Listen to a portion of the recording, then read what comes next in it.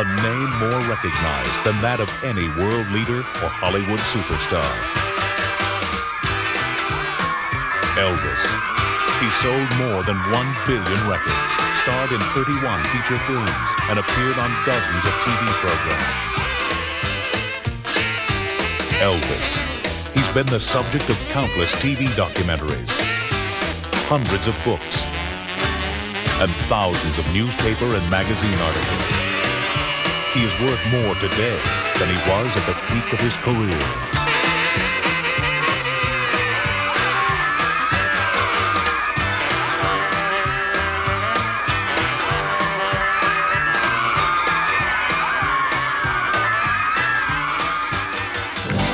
Elvis Presley still generates well over $500 million in revenue every year. So much larger than life is his talent, fame, and influence that Elvis can never really die. In fact, many believe the king still lives, and his reported death in 1977 was the only safe way for Elvis to retire.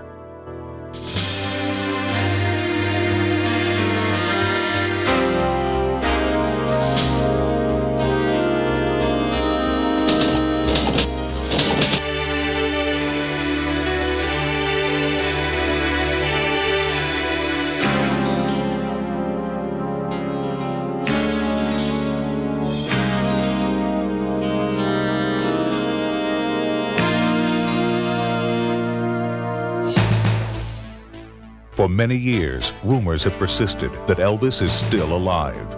In a few moments, you'll meet private investigators, former federal agents, and Elvis experts who have startling evidence that the king still lives.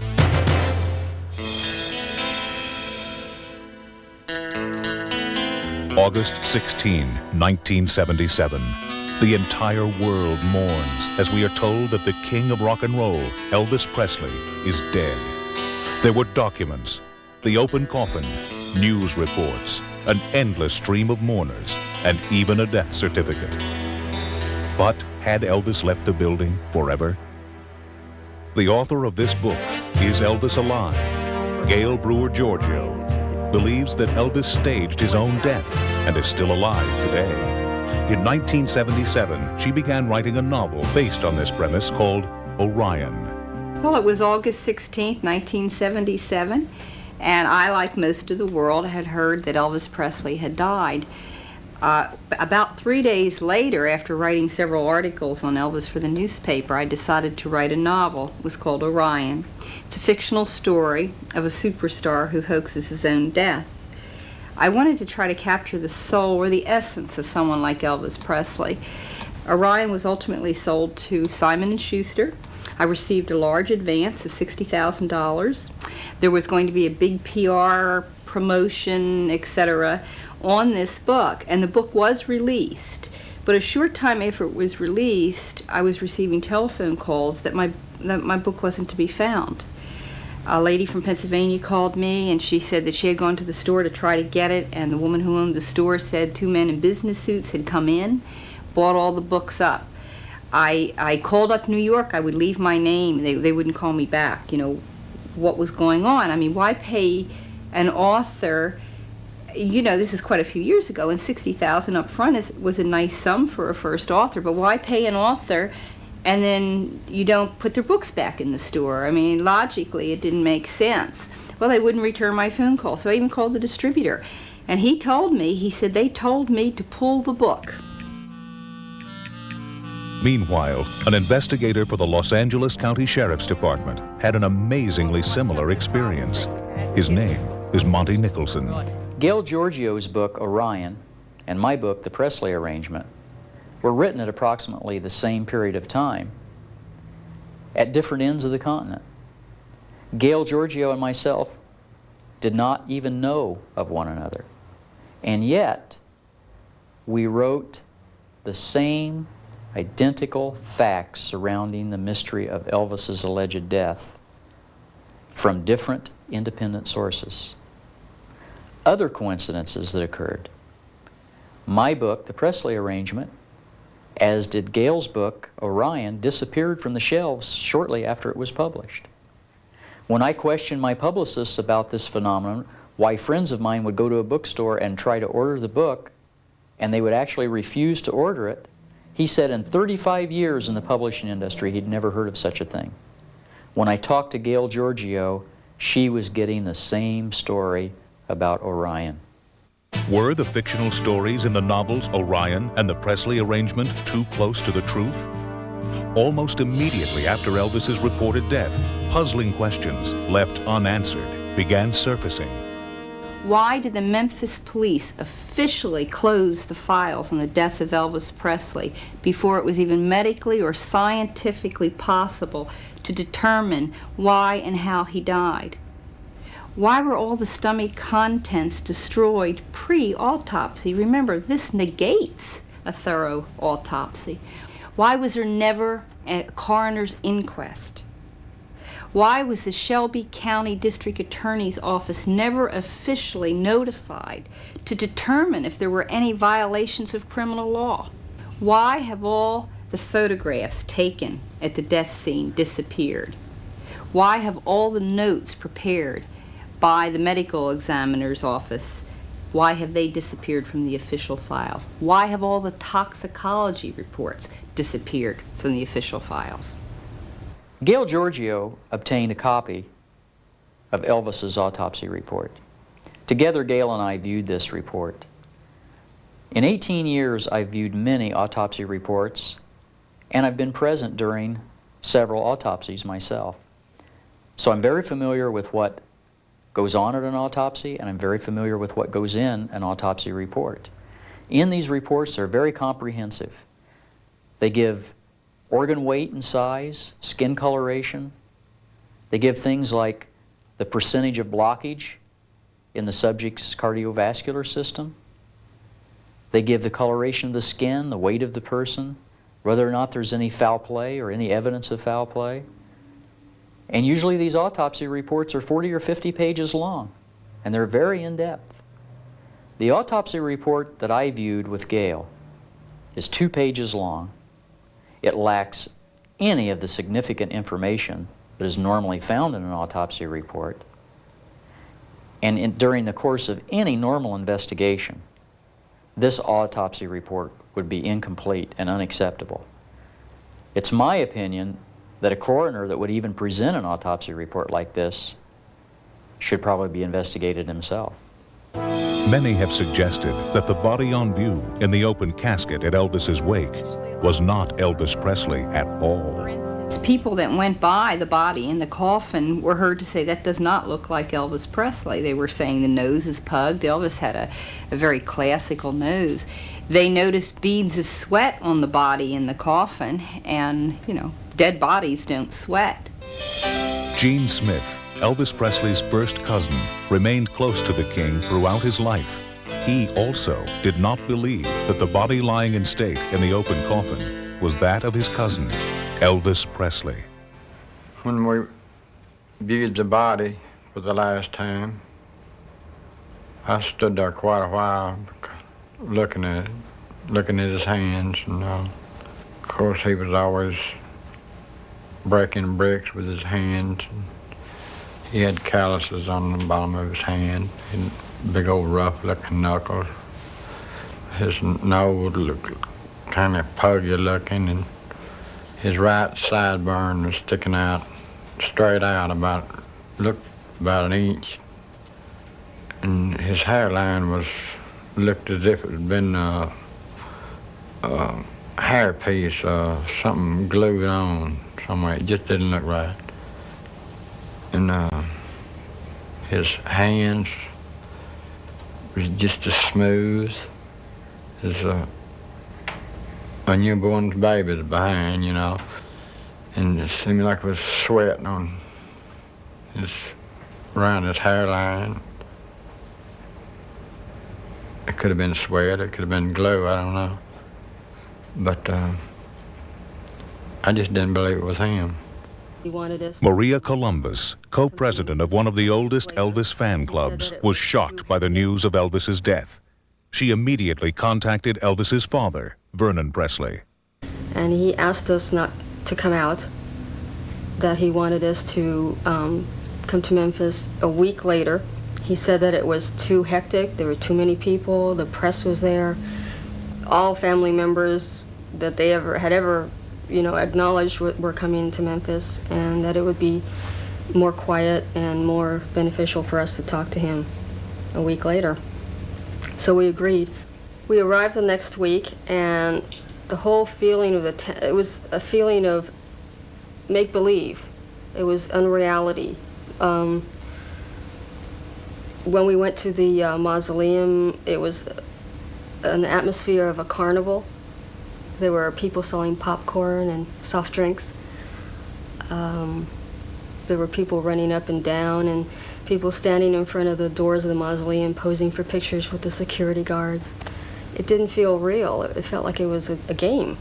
And we didn't feel that Elvis's spirit was there.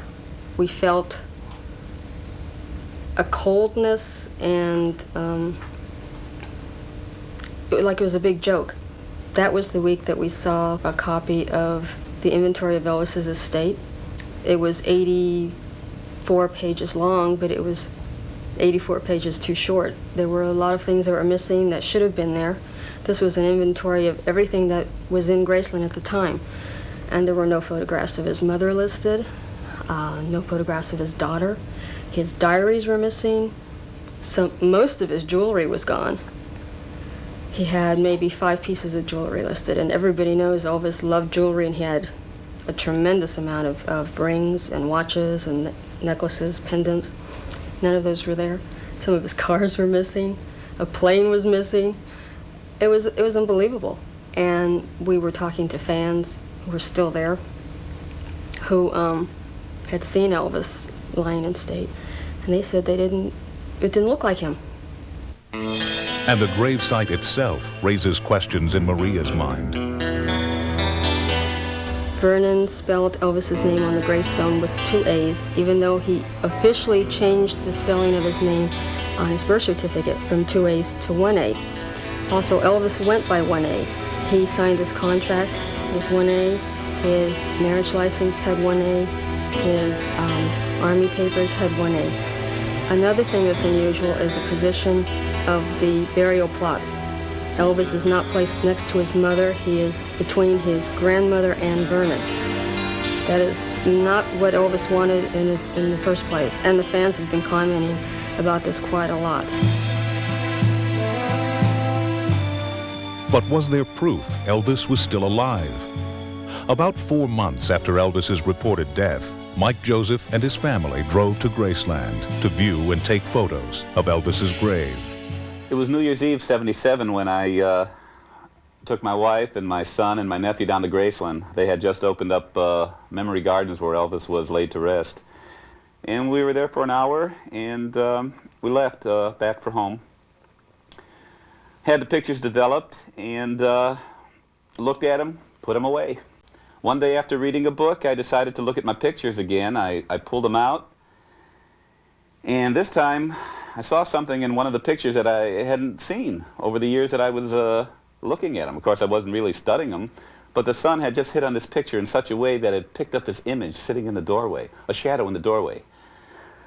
For curiosity's sake, not that I'd know who was there, I wanted to see what it was. I took my son's magnifying glass, put it on the picture, started pulling it away from the picture to get a good visible view of it, and I was just shocked. I could not believe what I saw.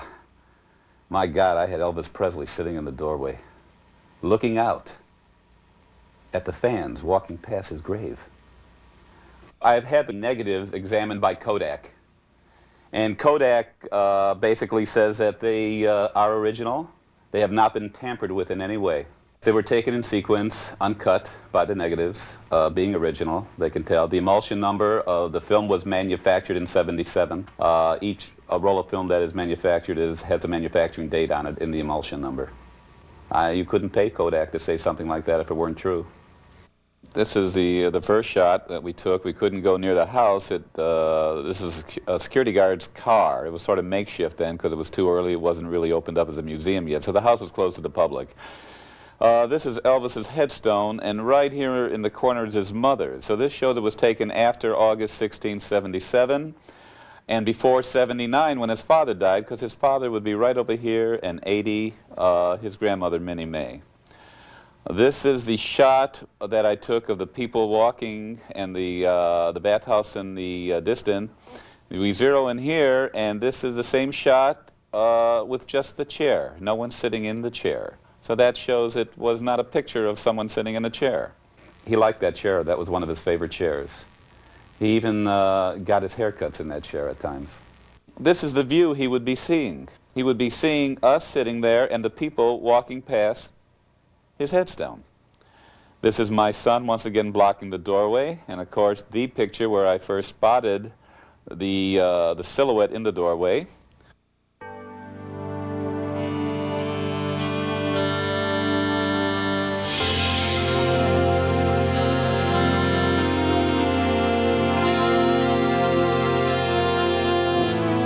Monty Nicholson also saw a picture, allegedly taken after Elvis's death. I had a co-worker who in passing one day told me that he used to work for Elvis Presley, and he had some pictures that I might be interested in.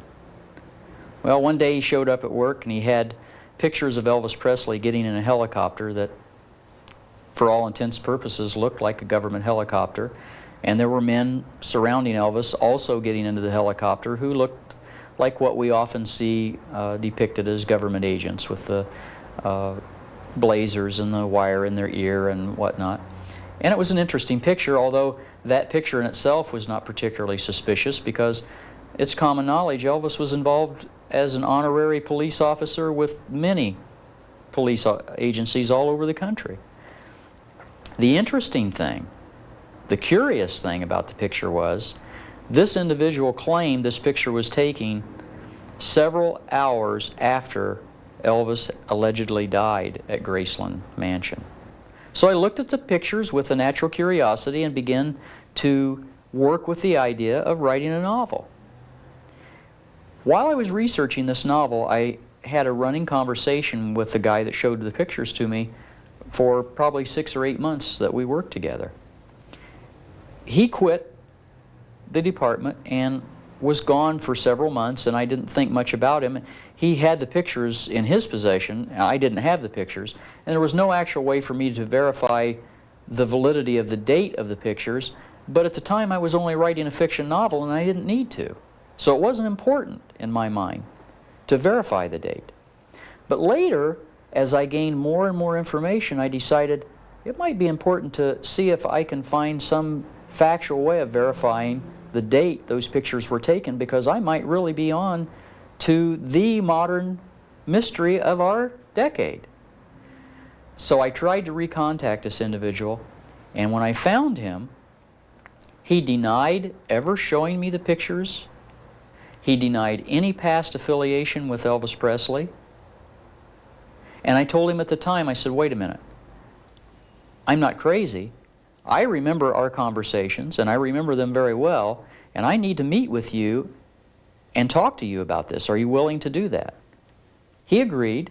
He gave me an address and a phone number where he might be contacted, and we agreed upon a date and a time for an appointment. The address he gave me was a vacant house, and the phone number provided was a disconnected number. And I have never been able to find him since. I have no idea where he is at or the pictures. But I know that this event occurred, and I've been an investigator for 10 of the last 18 years that I've been a policeman, and I know that my powers of perception and reason are working very well, and that I didn't imagine what happened to me. Another unusual fact surfaced when Gail Giorgio began researching Elvis Presley's involvement with law enforcement. He had always had a love of law enforcement. He had he was a bonded deputy with the Memphis Police. He was connected with, the Denver Police in Colorado. Denver Police, yes. He was connected California. with the LAPD. So his interest in law and order went back many, many years, and in fact, when he was voted the most outstanding young man in America by the JCs, it was for his work also in drug enforcement.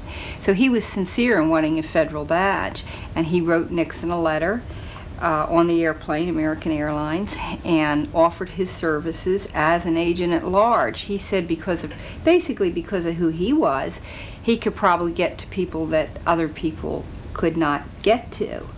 Elvis wrote this letter to then-President Richard Nixon while on an airplane headed for Washington, D.C. Dear Mr. President, first, I would like to introduce myself. I am Elvis Presley and admire you and have great respect for your office. I talked to Vice President Agnew in Palm Springs 1 week ago and expressed my concerns for our country. The drug culture, the hippie elements, the SDS, Black Panther, etc., do not consider me as their enemy, or as they call it, the establishment. I call it America, and I love it. Sir, I can and will be of any service that I can to help the country out. I have no concerns or motives other than helping the country out. So I wish not to be given a title or an appointed position. I can and will do more good if I remain a federal agent at large. I will help, but by doing it my way, through my communications with people of all ages. First and foremost, I am an entertainer, but all I need is the federal credentials. I am on the plane with Senator George Murphy, and we have been discussing the problems that our country is faced with. So I am staying at the Washington Hotel, room 505, 506, 507. I am registered under the name of John Burroughs. I will be here for as long as it takes to get the credentials of a federal agent. I was told that if I checked this letter against Elvis's death certificate, which obviously had to be filled out, quote, after he died, I would find out that Elvis Presley filled out and signed his own death certificate.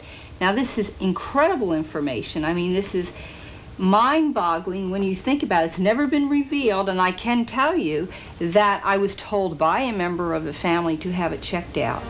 Gail took the death certificate and items written by Elvis to Paul Wiest, a certified graphologist who specializes in investigating forgeries.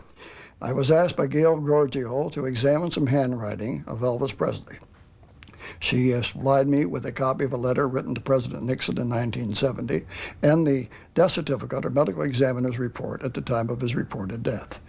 I examined these two documents and compared them by measuring the slant of the handwriting, the spacing between the letters, spacing between the words, the size of the letters, and the individual letter formations. I also made transparent photocopies where I could lay one photocopy, a transparent copy on top of another one for close comparison. I examined these under transmitted light with a light table. The result of my examination was that I found that the slant matched on both documents, that the size of the letters was the same, the spacing between the letters was the same, and many of the individual letter forms were the same.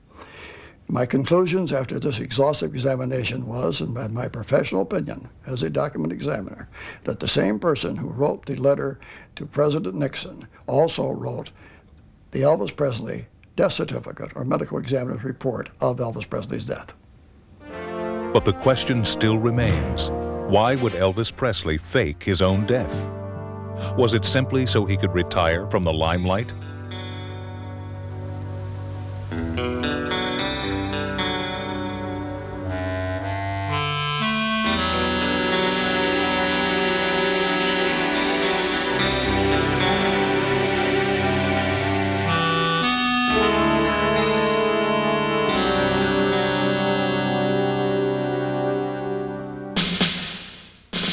Perhaps, as many believe, was it because of Elvis's involvement in state and federal affairs, such as the DEA, the Drug Enforcement Agency? It was in 1970 when Elvis received a federal badge from President Richard M. Nixon. We know that it's not a token badge because, there was an article by Jack Anderson in the Washington Post that told about Elvis being sworn in as a federal agent. I think Elvis purposely low-keyed his role as a government agent for the effectiveness in acting in an undercover role.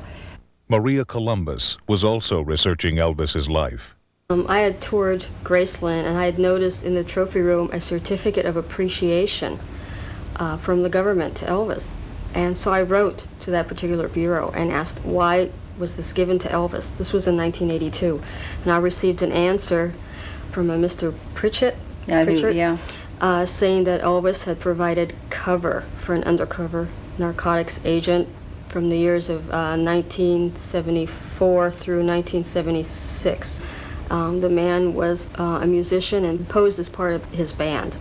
Elvis is connected also with President Carter. Yes. We know by several biographies that 2 weeks, I believe, prior to August the 16th, the FBI arranged a telephone call with Elvis and President Carter.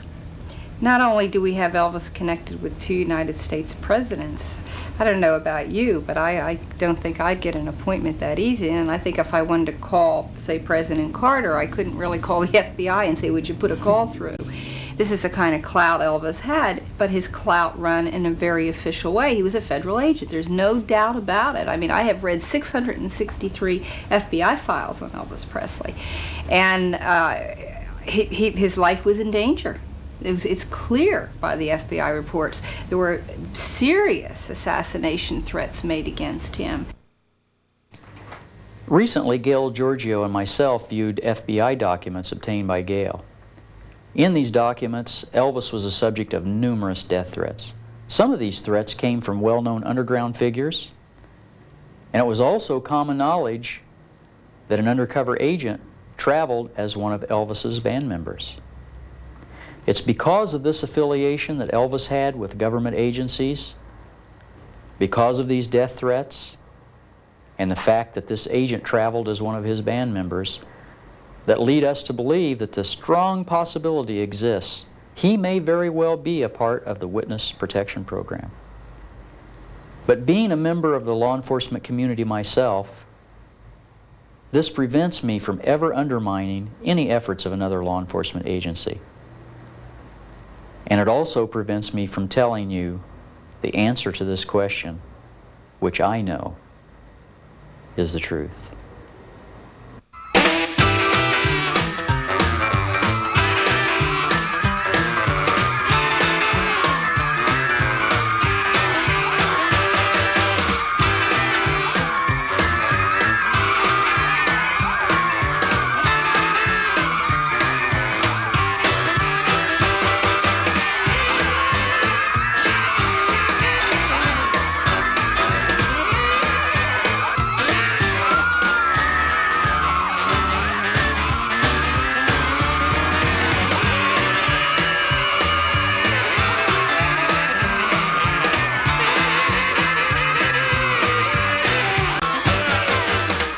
Yet, if Elvis Presley were alive, many questions still needed to be answered. It was Monty Nicholson's investigation which started to unravel the mystery.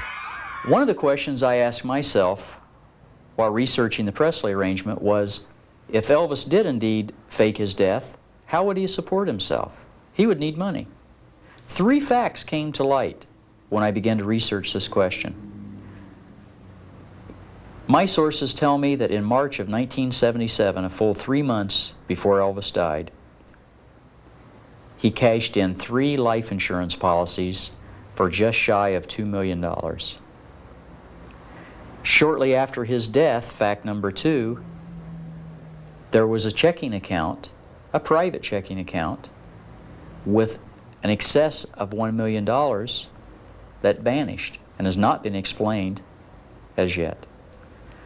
Third fact, there's still a remaining insurance policy that is yet to be cashed. What is the significance of this? It's just this. The 3 life insurance policies that were cashed were paid up. There's no fraud involved. Those life insurance policies are owned by the insured. The third policy, or the remaining policy, I should say, was not paid up. If a surviving heir would cash in that policy and the person who was insured were still alive, that would be insurance fraud. The checking account I can't explain. It vanished. $1 million vanished. Is Elvis still alive? The feasibility certainly seems to be getting stronger. Gail Giorgio and others believe that Elvis is alive and well and living in Kalamazoo, Michigan.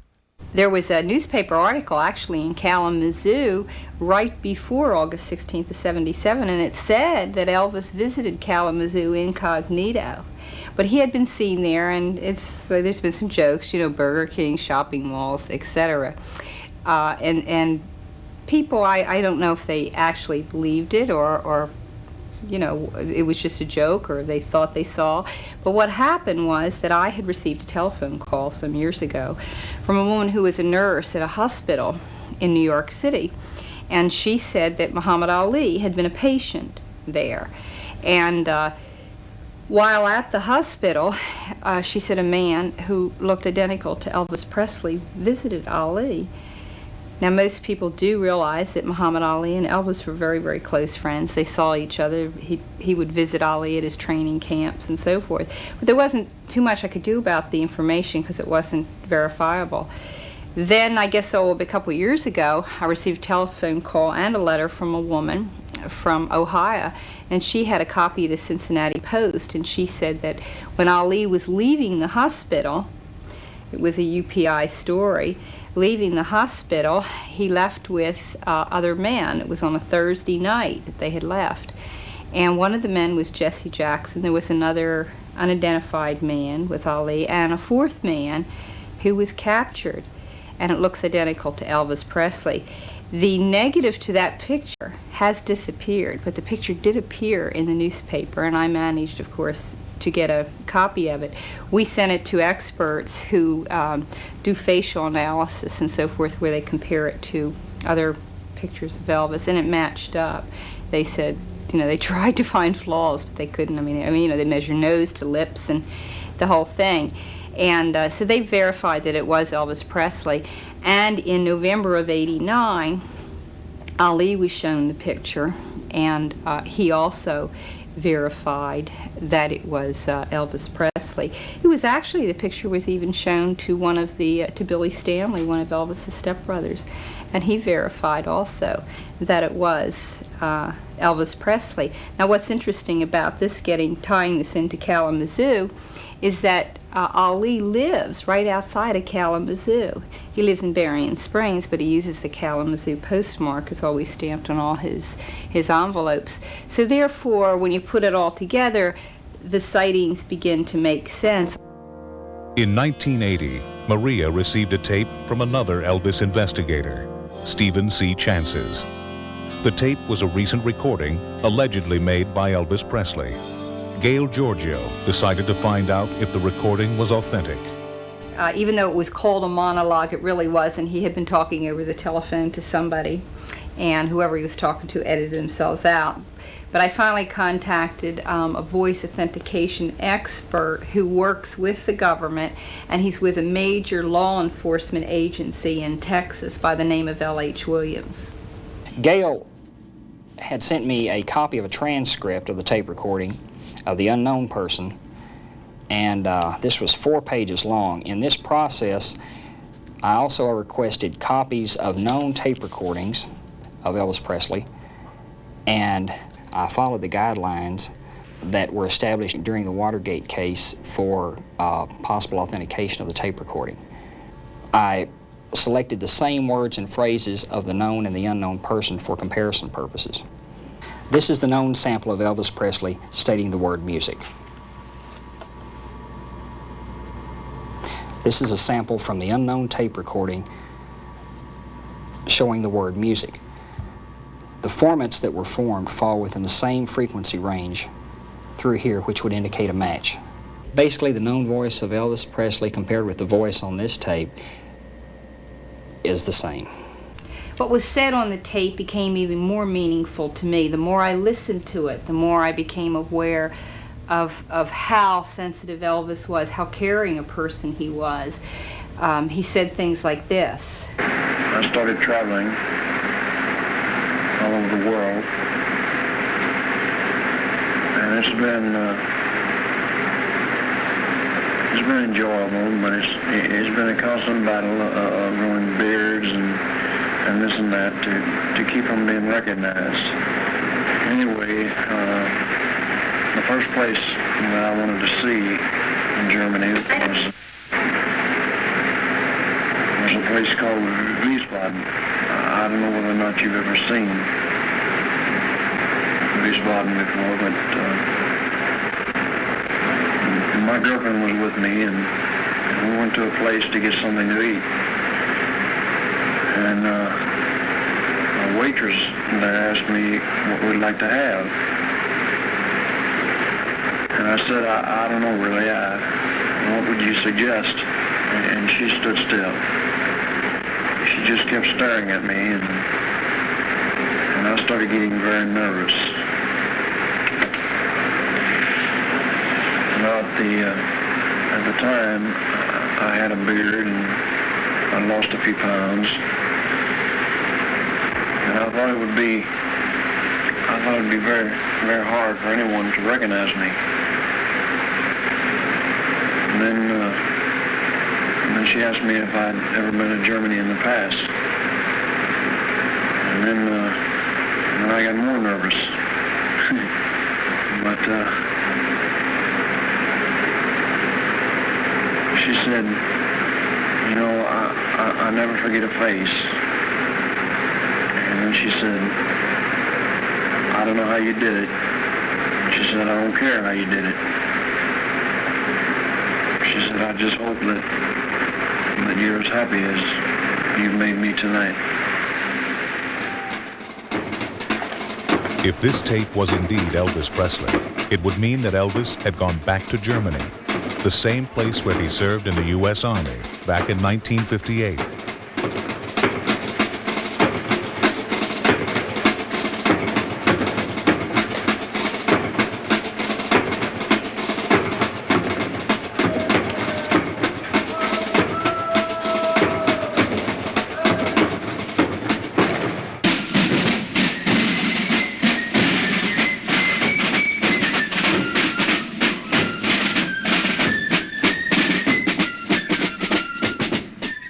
Elvis, you don't get out of the Army until 1960. If rock and roll should diminish in popularity or even disappear, what would you do? Well, I would probably try acting. I mean, you know, I would try to make good as an actor, although it's a tough field to break into, acting, because you've got so much competition. Elvis's induction into the service broke many a teenager's heart. Then off for 18-month service in Germany. Assigned to the 3rd Armored Division, Private Elvis will drive a light truck.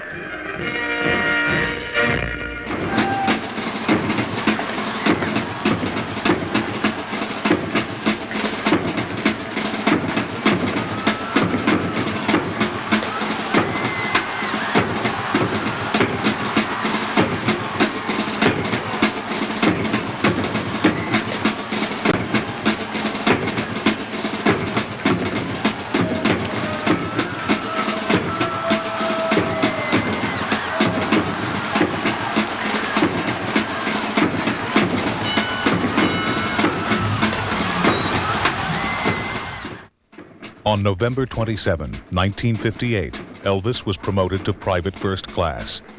2 years later, when he left West Germany, he held the rank of sergeant. Have 2 years of sobering Army life changed your mind about rock and roll? Sobering Army life.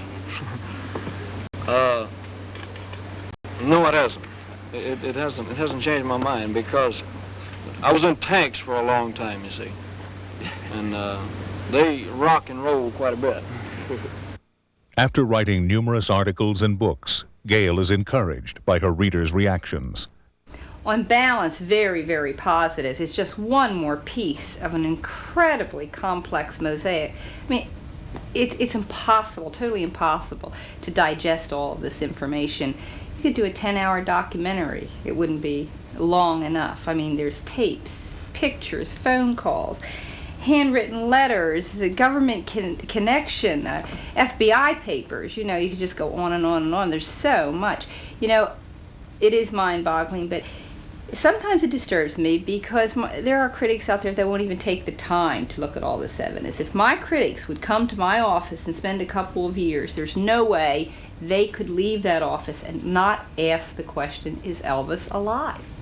When Ross Schaefer of Late Night conducted a poll, he conducted a poll and received 30,000 phone calls on the question, do you believe Elvis Presley is alive?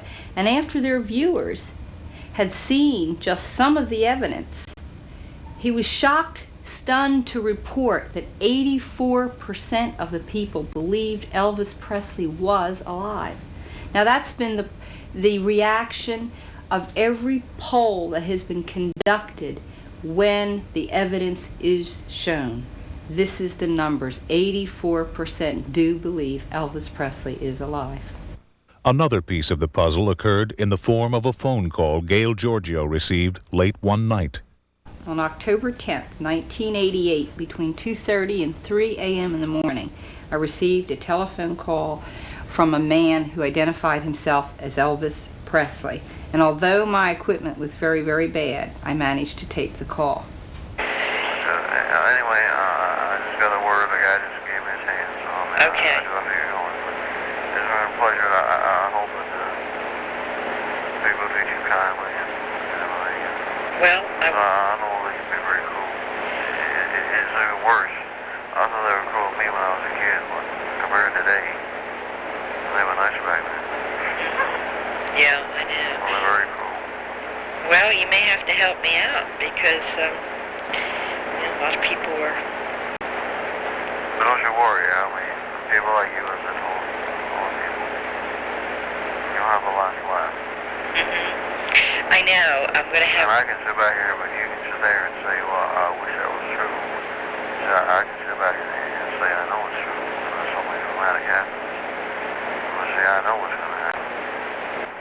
All right, man, it's very nice talking with you, and I hope good luck with your writing career and everything. Well, thank you. But God bless you. It's great. Okay.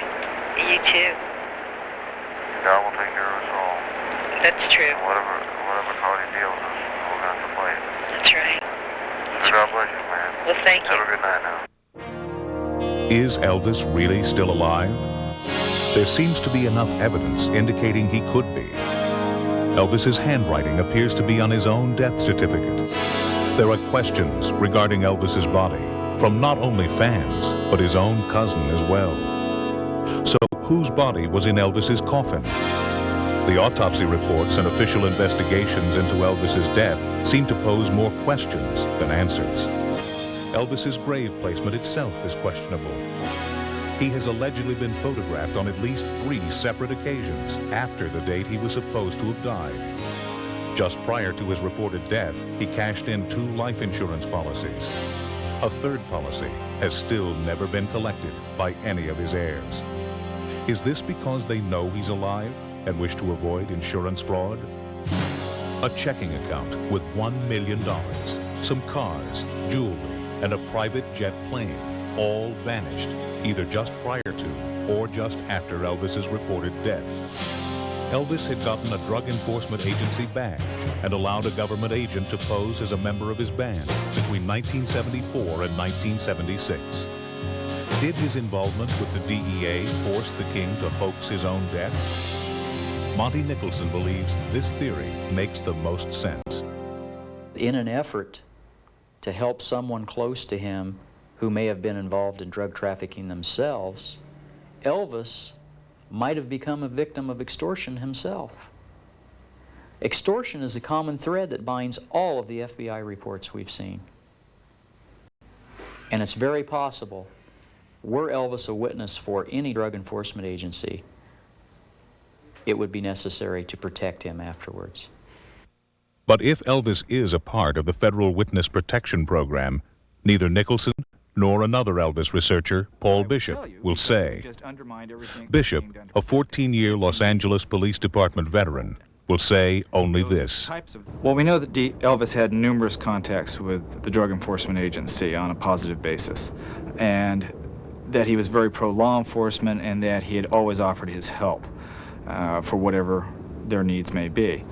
As to whether or not he is now part of the Federal Witness Protection Program is something that even if I knew the answer to, I wouldn't tell you if he was indeed involved in the program, because it would totally negate anything that's being done to protect the man.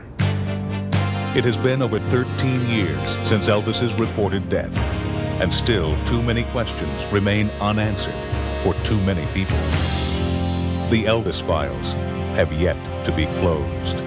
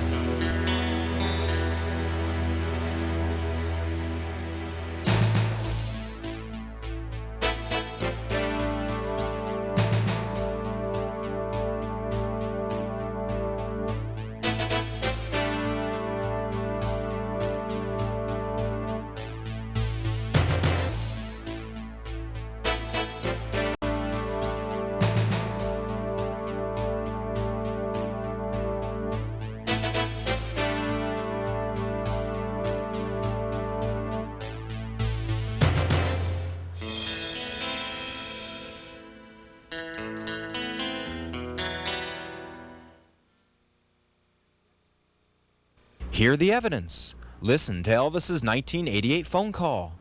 Earlier in this video, you heard part of the October 10th, 1988 telephone conversation between Gail Brewer-Giorgio and Elvis. Now you can hear more of the conversation and decide for yourself if it really is the King. Just dial 1-900-988-ELVIS. Call now. Listen to Elvis speaking with Gail. Ask any question of Gail. Leave an opinion on the mysterious revelations regarding the King's death. Also, hear what others have to say.